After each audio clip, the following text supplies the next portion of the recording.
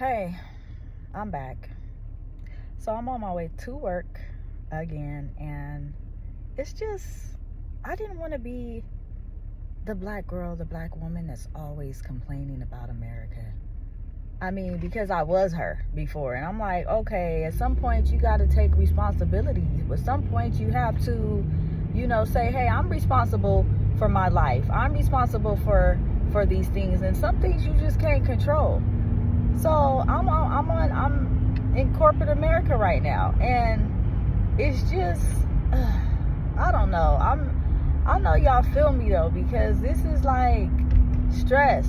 I'm not trying to be stressed out going to work, but it's just like I have a million things in my mind that I'm like, what I'm gonna have to deal with when I walk in that office, and I'm just like, golly,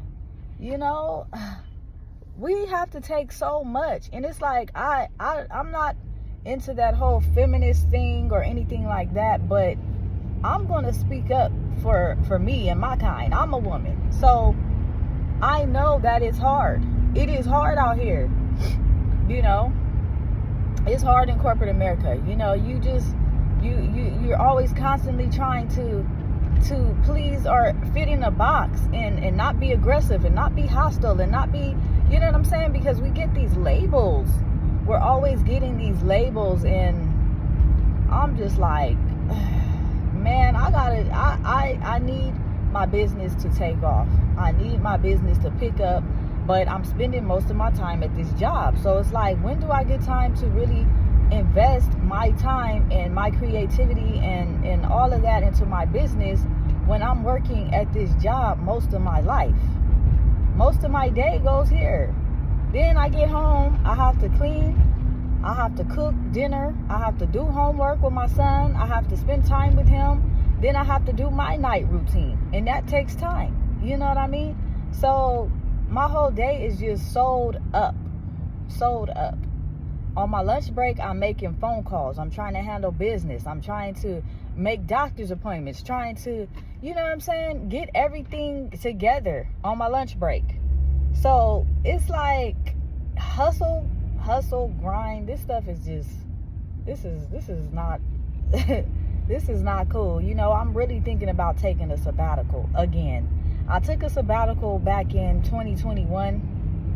I went to Tanzania, Africa, and at the time I didn't know I was taking a sabbatical. I just said, hey, I'm out. And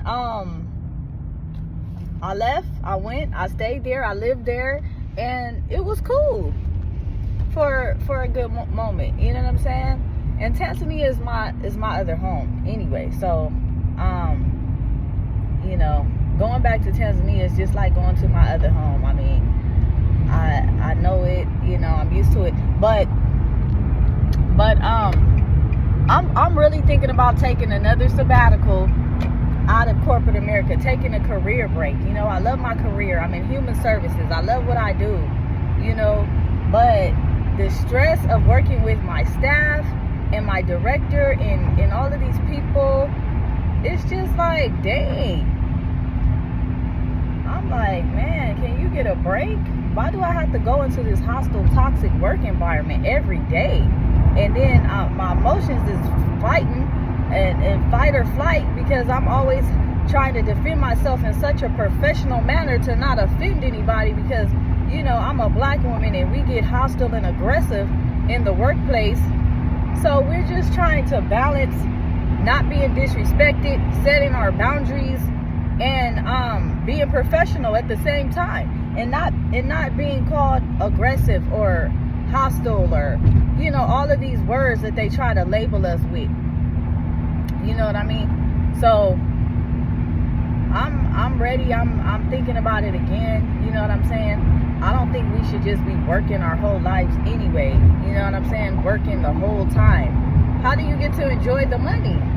How do you get to enjoy the fruits of your labor when you got to put in a request to ask, and then you put in your request and it's like, oh no, Susan is going on vacation that day. So now I gotta make my vacation around somebody else. It's just a lot. And I'm ready to go on this sabbatical. You know what I'm saying? it's cool. I think people do it all the time.